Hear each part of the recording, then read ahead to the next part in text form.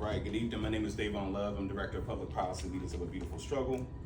One of the impacts of the system of white supremacy on the collective consciousness of Americans is that there's a constant projection of notions of inherent black criminality, notions of black inferiority, notions of black pathology. And what Sinclair Broadcasting and David Smith is doing is extending a media outlet that capitalizes off of those internalized notions.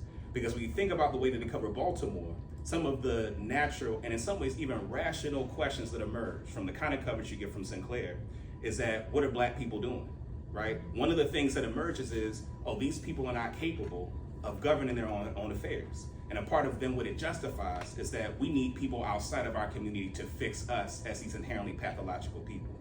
And that's something that's really important for us to understand in terms of the impact of the propaganda of Sinclair Broadcasting. Because what it does is that it makes us miss much of the amazing things that black folks are doing in Baltimore. Now, look, there's certainly challenges. There's certainly things that we need to address in our community.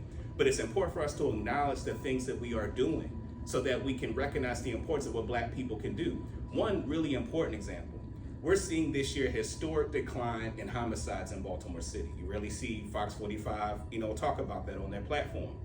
But what's also even more important about that is currently Baltimore City Police Department claims to have a shortage of law enforcement.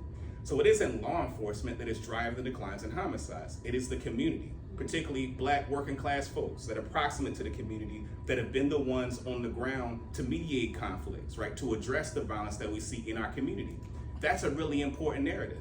A part of how we're able to get that is because we have a city council that has the kind of representation to support those kinds of efforts. If you decrease the size of city council, you have less people that are advocate for a population that traditionally doesn't have resources to the extent that our white counterparts have, right? And so what it does is it creates a dynamic where in order to get in office, you have to sell out those people, right? You have to sell out the people that are gonna be on the ground doing the work.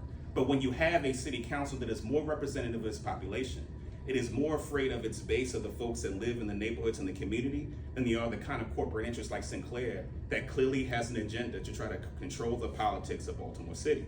And so when we talk about voting against Question H, we are talking about the attack on black political power. And I think it is clear that Sinclair sees this as a threat. And the reason that I know that Sinclair sees that rhetoric as a threat is because my organization, Leaders of a Beautiful Struggle, got a cease and desist letter from Sinclair Broadcasting, right, about the event that was mentioned at the beginning of this press conference, the event that we're doing at the Reginald Lewis Museum to talk about this ballot initiative.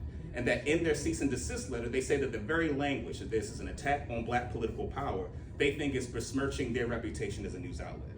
But it's really their propaganda, right, that declines and diminishes any credibility they have to talk authoritatively on what Baltimore is doing.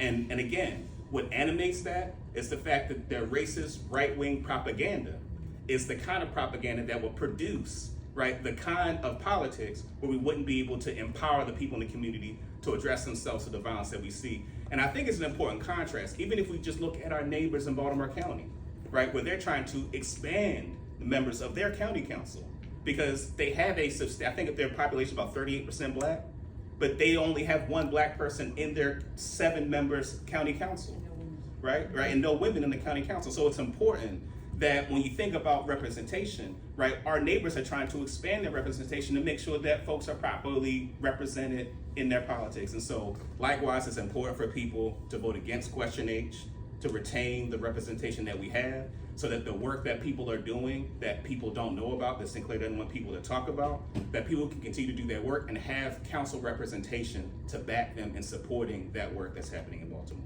Thank you.